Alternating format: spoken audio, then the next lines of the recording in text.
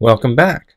My name is Markus Wesaw, and today I will be conducting yet another Toolbox talk on OSHA's Focus Four. This time we'll be placing our emphasis on electrocution.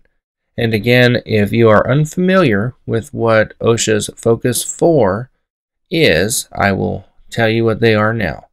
First and foremost, we have falls, electrocution, struck by hazards, and finally caught in or caught between hazards. These four categories have been deduced by OSHA as the primary causes of workplace fatalities within the construction industry. And if you would like to contact me for any reason, my email and phone number are listed on the screen, and I look forward to hearing from you. Let's go ahead and delve into the subject matter. So what we're going to do here again is utilize a presentation with many photographs taken by OSHA that exhibit and portray different hazards that OSHA sees from the compliance side out in various industries. So what we're going to do is we're going to use OSHA's presentation. I didn't take these photographs. OSHA did, and you can find these on OSHA.gov. That is OSHA.gov. And there are many other resources available to you as well. So what we're going to do is I'm just going to go through each one of these photographs that OSHA has provided to us. And by the way, thank you very much to the agency for that. And we're going to go through some commentary from myself, and then we'll look at the feedback from OSHA with respect to each one of these photographs. So let's go ahead and begin. So here we have an individual that looks like he's working on a roof area, and we see that to the left there is a fiberglass ladder. And then obviously we have all kinds of electrical wiring there as a potential electrocution hazard. So what does OSHA say? OSHA says that no employer shall permit a worker to work in such proximity to any part of an electric power circuit that the worker could contact the electrical power circuit in the course of work. So what we have here in the eyes of OSHA for safety and health is we have a worker who's really just too close to live electrical circuitry, which could present a major electrocution hazard. So keep that in mind. And I want you to think, are you working around live electrical power circuits in your workplace? If so, be mindful of that, and now you know that hazard.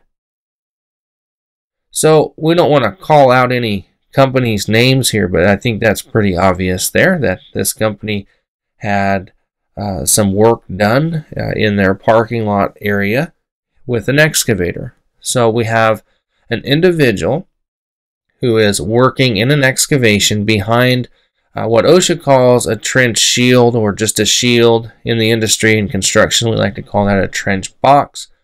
And the trench box is obviously made of metal. Metal has been known to be an excellent conductor of electricity, and I hope it's easy for you to see, but if not, there is an electrical line running atop the trench box there.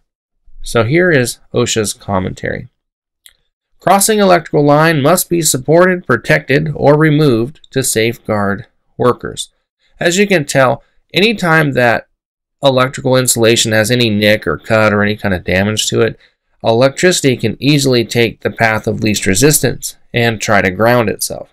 So should there be some kind of opening in this electrical line, that trench box could become energized and presents quite a dangerous electrocution hazard for this employee working in the trench. And we're moving on. Okay, this is a little harder to see, but we have a bunch of extension cords present here. I do want to make a comment. Anytime you can see extension cords that have been severed, don't take electrical tape and just tape them up. We're not allowed to do that. There are actually great products out there that will be rated for the appropriate insulation resistance for these kinds of electrical extension cords. So be sure to check into that. Electrical tape is not approved. This is what I call OSHA candy. If they see it, they're going to cite it, and it's not a cheap citation in my experience. So very easy thing to address and correct. And the other thing I'll tell you is that in construction, we want to use 12 gauge extension cords, so they're much thicker. These extension cords are just for your standard homeowner's use to wire to power maybe a radio to the garage or something simple like that. So OSHA's commentary here is spliced electrical extension cords should be marked do not use. Also, this is bad housekeeping, it's a trip hazard, and we have an unprotected hole in the photograph. What hazard do you see here? Well, do we have the potential for electrocution? Where can we get shocked with electricity? That's what I want you to start thinking about. Where is the electrical hazard? Is there a hazard? Okay, I know OSHA has quite a few comments on this, so let's delve in. We don't have a GFCI, which for those of you who are unfamiliar with what a GFCI is, it is a ground fault circuit interrupter. Now, simply put, many of you are familiar with these GFCIs, but you just don't know. If you go to your bathroom or your kitchen and you see that test reset button on the electrical outlet in your bathroom or the kitchen, that is a ground fault circuit interrupter. And what these devices are designed to do is they will trip in about 1/40th of a second to about 4 to 6 milliamps. So if the device detects a ground, what it will do is it will cut the circuit off. So think about a hair dryer being thrown into a bathtub full of water. Well, traditionally, if someone was in that bathtub, they'd probably get electrocuted. But with a GFCI, it's going to cut the electricity off and save that person's life. And that's the best example I can give you of a GFCI. And that's why they're in bathrooms, incidentally, by the way. And these things help protect people throughout industry as well from many electrocutions. Love them, and I highly recommend them. And actually, they're required for power tools. So if you're using power tools, you have to be tied into a GFCI or be part of an assured grounding program. But more on that maybe in a different toolbox talk. Okay, number 2. The system's not grounded, and that's obvious. You'll see a grounding rod. Usually it's a copper rod, and it's very, very long. I think it's 6 feet long, 5 feet long. They're quite long. I don't know the exact measurement, but they're pounded into the ground. They're grounded. Whoever wired this for temporary wiring really didn't know what they were doing. Okay. OSHA also has a third comment. Openings where conductors entered not closed. We have no cover on the boxes, and panel boards were not dead front. Okay, and there's another comment I'll make too. If you can see the box on top, you'll see that there's a white and black wire going through. You'll see that the hole there where the wires are going through, those edges are quite sharp, and they have been known to sever the insulation. And so if that were to happen, we could see that if the wiring's live, that the box itself could become live, and if someone were to touch it, again, they could be electrocuted. So lots and lots of hazards here, and something that looks very simple to most people. Recognize any hazards here? Well, what do we see? We see something that I could probably walk on to any single construction site in the United States and find.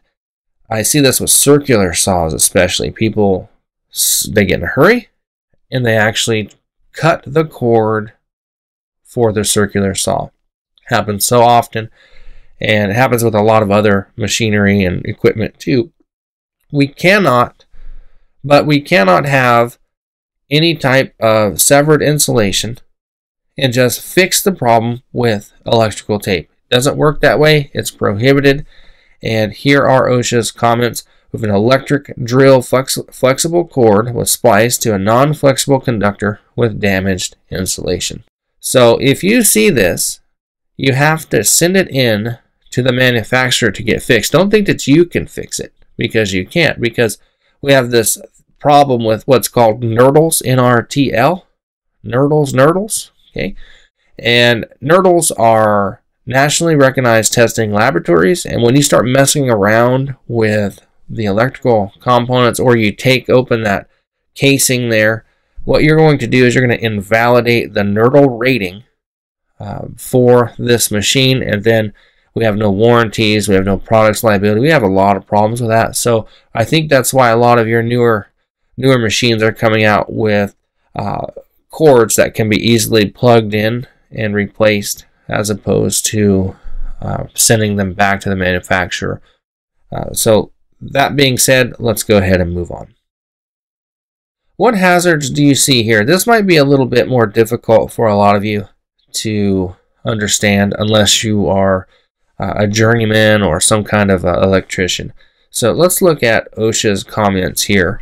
We have scaffolding that was erected 4.5 feet from 7.2 kV power lines, or 72,000 volts.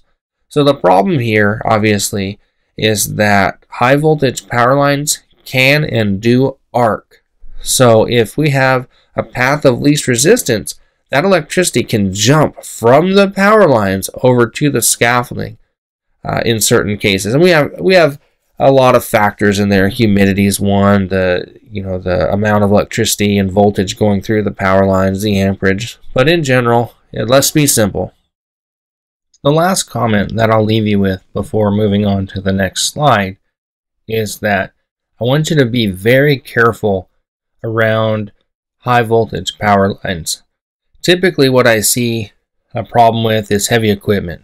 So for example, backhoe operators, if you're operating a backhoe, a forklift, or any other type of heavy equipment, be very, very careful about these high voltage power lines. They tend to have electricity arc over to the equipment, and that has been found to lead to significant injury to employees and maybe even death in a lot of other cases.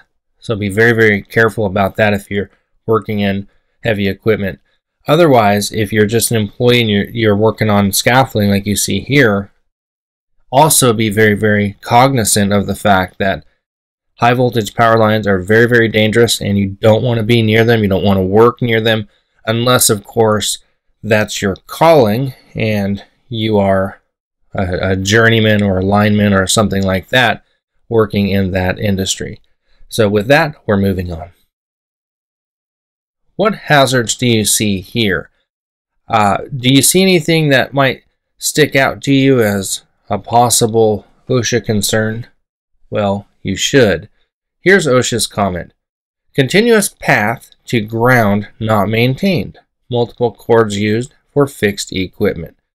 So OSHA has a problem with temporary wiring on permanent fixtures. They've got a problem when electrical components and equipment are not effectively grounded. As you can see, the grounding pin there is it's protruding out and it's not connected to the system, so the system is not grounded.